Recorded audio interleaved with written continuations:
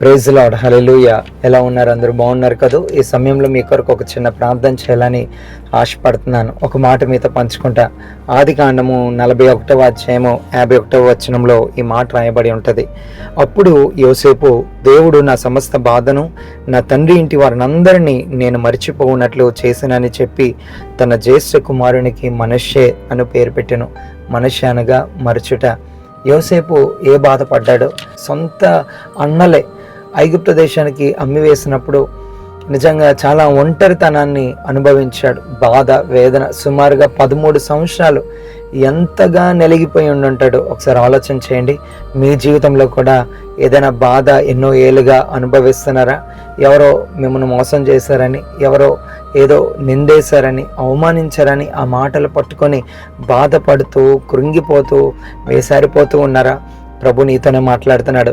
యోసేపు కంటే ఆ బాధనంతటిని మరిచిపోయేటట్లుగా యోసేపును దేవుడు హెచ్చించాడు.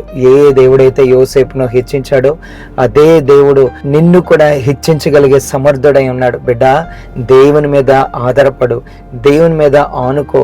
యోసేపు చేసిన ఒక మంచి పని ఏంటో తెలుసా? ఎక్కడున్నా కూడా నిజాయితీగా తన పరిశుద్ధతను కాపాడుకుంటూ ప్రార్థన చేసుకుంటూ దేవుని మీద ఆధారపడి బ్రతికడు గనక ఏ అన్నలైతే అమ్మేశారో అదే అన్నలు యోసేపు దగ్గరికి వచ్చి యోసేపు దగ్గర సాష్టాంగ పడేటట్లు దేవుడు చేశాడు. ఈ మాటలు వింటున్న ప్రియ సహోదరి సహోదరుడా, నువ్వు ఎక్కడైతే కన్నీరు కాచావో అక్కడే నా దేవుడు నీకు ఆనంద బాష్పాలించబోతా ఉన్నాడు. దేవుని మీద ఆధారపడు, ఆయన మీద ఆనుకో.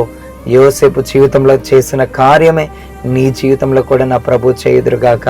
ఈ చిన్న ప్రార్థనలో ఏకీభవించండి. పరిశుద్ధుడా దేవా, నీకు స్తోత్రములయ్యా. యోసేపు నిజమే ప్రభా, 13 సంవత్సరాలు బాధ అయ్యా, వేదన, ఆ వేదన అంతా కొట్టివేసావు ప్రభా. యోసేపును హెచ్చించావయ్యా. ఎక్కడైతే బానిసగా అమ్మివేయబడ్డాడో అక్కడే లేవనెత్తావయ్యా.